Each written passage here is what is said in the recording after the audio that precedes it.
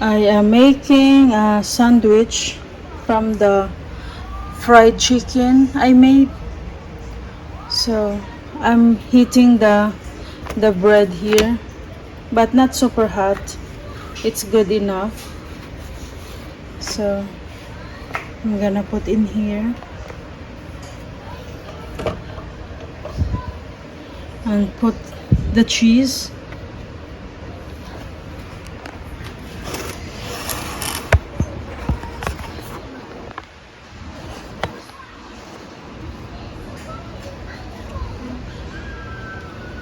Here's the cheese.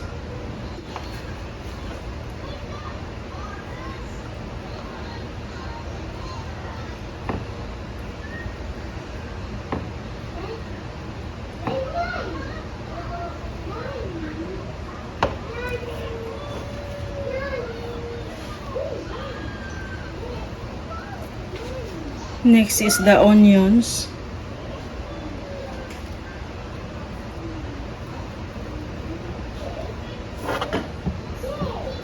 And this one is, we call it Pipino. It's crunchy. I forgot what's the name in English. Pipino. So I put that in there. Since I don't have tomatoes, I ran out. And next is lettuce.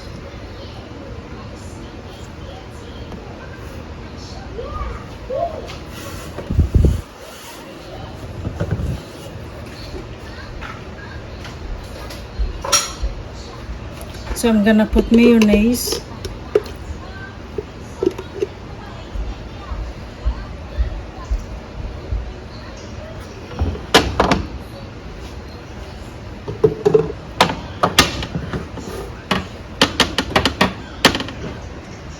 In there.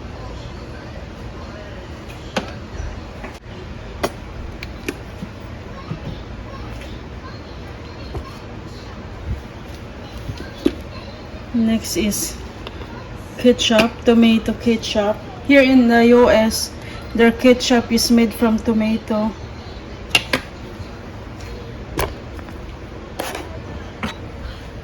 So this is my sandwich. I need to roll them like that.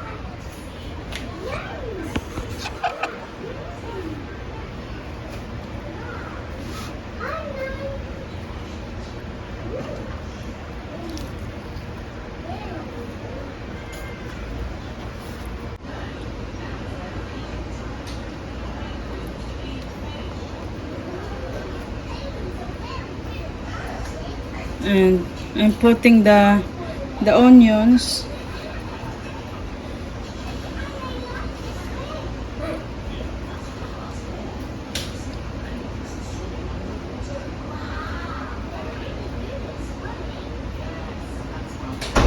And this is pipino. Since I don't have tomatoes, so pipino is a crunchy vegetables. I'll put that in here.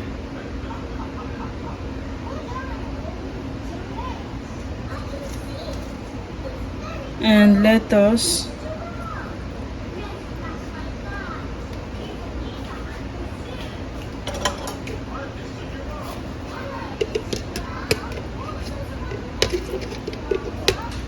I'm putting some mayonnaise.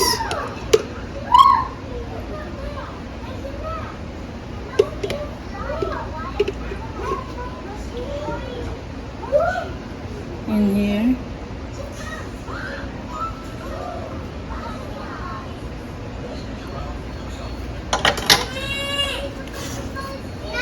And I'm gonna put some ketchup.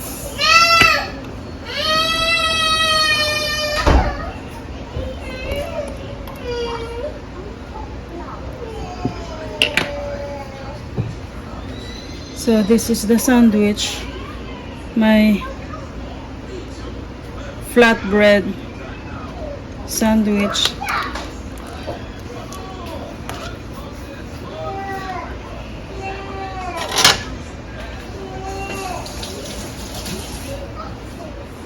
And you can cut them in the middle.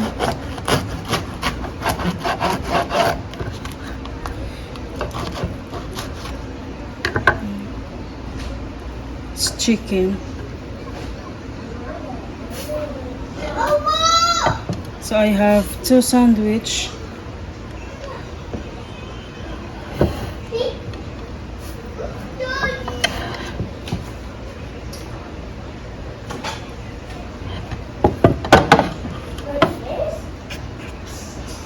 So I have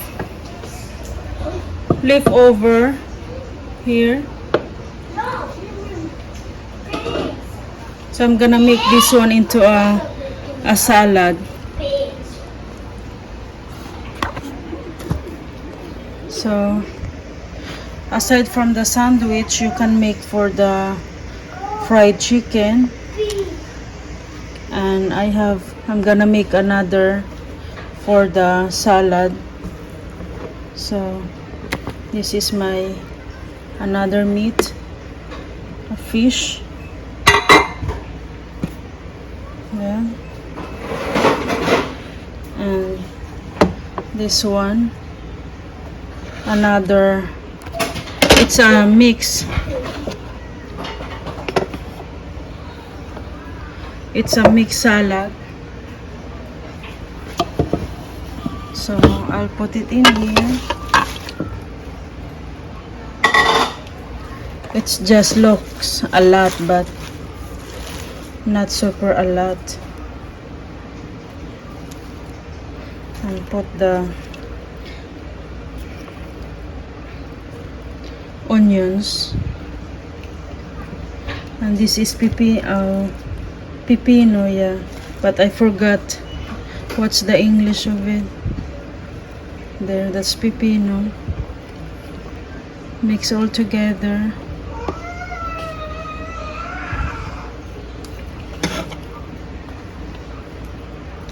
And this is lettuce too.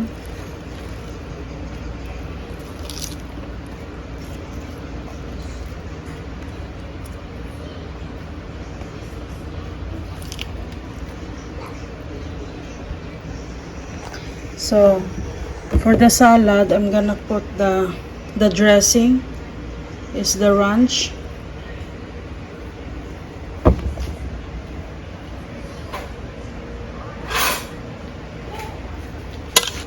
So I'm gonna mix the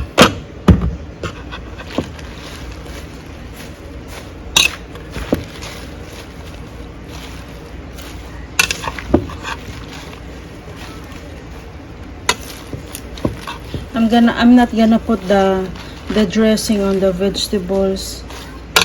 So I let the kids how much they want on the dressing. So I have fish here and chicken, so they can pick how much dressing they want to put, and the fish and the chicken for the salad. And I have sandwich. So this is for one meal. This is the pipino vegetables.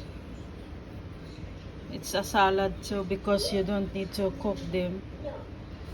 So that's the one I put on the salad.